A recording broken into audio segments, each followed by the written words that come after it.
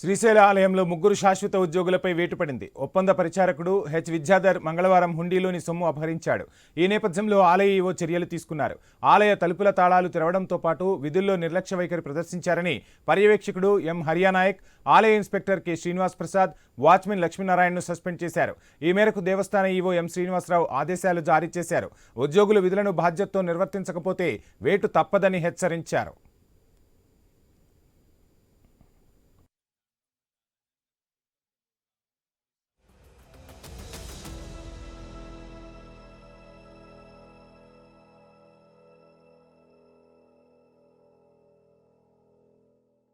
మరోవైపు విజిలెన్స్ కమిటీని ఈవో ఎం శ్రీనివాసరావు ఏర్పాటు చేశారు. స్వామివారి ఆలయంలో హుండీలో చోరీ ఘటన నేపథ్యంలో ఈ కమిటీ ఏర్పాటు చేశారు.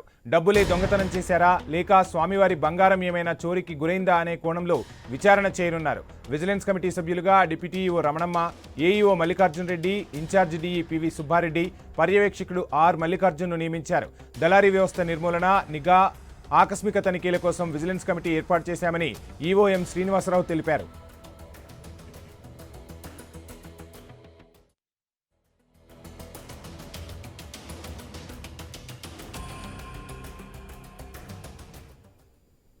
శ్రీశైల ఆలయంలో ముగ్గురు శాశ్వత ఉద్యోగులపై వేటు పడింది. ఒప్పంద పరిచారకుడు హెచ్ విద్యాధర్ మంగళవారం హుండీలోని సొమ్ము అపహరించినట్టుగా తెలుస్తోంది. ఇదే అంశానికి సంబంధించి ఫుల్ డీటెయిల్స్ మా ప్రతినిధి ధరణి కిషోర్ అందిస్తారు. కిషోర్. Vamshi, good morning. శ్రీశైల దేవస్థానంలో వరుసగా జరుగుతున్నటువంటి సంఘటనల నేపథ్యంలో దేవస్థానం ఈవో జాగ్రత్త పడ్డట్టుగా తెలుస్తోంది. పూర్తి స్థాయిలో కూడా ఏదైతే ప్రధాన ఆలయంలో ఉన్నటువంటి హుండీలో ఒక ఒప్పంద ఉద్యోగి చోరీకి పాల్పడడం అన్నది కలకలం రేపిన పరిస్థితి. అయితే ఈ అంశాన్ని వెంటనే సీసీ కెమెరాలో గుర్తించినటువంటి సిబ్బంది ఆ యొక్క చోరీ ఘటనను మొత్తం సొమ్మును రికవరీ చేశారు. అయితే దీని నేపథ్యంలోనే ఎవరైతే ఆలయంలో ఆ సమయంలో విధులు నిర్వహిస్తుంటారో వారిని బాధ్యులను చేస్తూ ముగ్గురిని సస్పెండ్ చేయడం జరిగింది.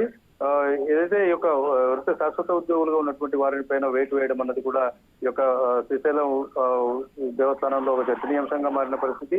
అయితే మొత్తంగా చూసుకున్నట్లయితే ఎవరైతే పరిచారకుడు ఉంటాడో అతని మీద కేసు కూడా నమోదు చేయడం జరిగింది. ఈ మొత్తం సంఘటనల నేపథ్యంలో ఒక విజిలెన్స్ కమిటీని కూడా ఏర్పాటు చేసి ఎప్పటికప్పుడు ఈ యొక్క శ్రీశైల దేవస్థానంలో ఏం జరుగుతుంది, ఇలాంటి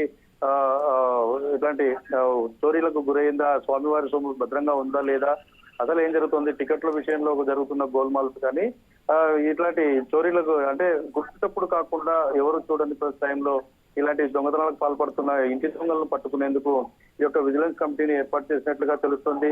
దీనికి సంబంధించి విజిలెన్స్ కమిటీ సభ్యులుగా deputy EO Ramanamma, AEO Mallikarjuna Reddy, incharge DV Subbareddy, పర్యవేక్షకులుగా మల్లికార్జున్ ఈవో నిర్వహించారు. మొత్తంగా చూసుకున్నట్లయితే దేవస్థానంలో పనిచేస్తున్నటువంటి శాశ్వత మరియు కాంట్రాక్ట్ ఉద్యోగులు ఎవరైనా సరే వారి విధులకు సంబంధించిన అంశాల మీద తప్ప మిగతా అంశాల మీద దృష్టి సారించడం, ఎవరు నిర్లక్ష్యంగా ఉండటం, ఇలా వారి యొక్క విధులను దుర్వినియోగం చేయడం, వారి యొక్క ఉన్నటువంటి విధులకు సంబంధించిన పనులు కాకుండా వేరే పనులను జోక్యం చేసుకుంటే తక్షణ చర్యలు ఉంటాయి, కఠినంగా వ్యవహరిస్తామని చెప్పి ఒక సంకేతాలు ఇస్తూ ఈవో శ్రీనివాసరావు నిర్ణయం తీసుకోవడం అన్నది మనం ఒక పెద్ద వార్తగా చూడాలి.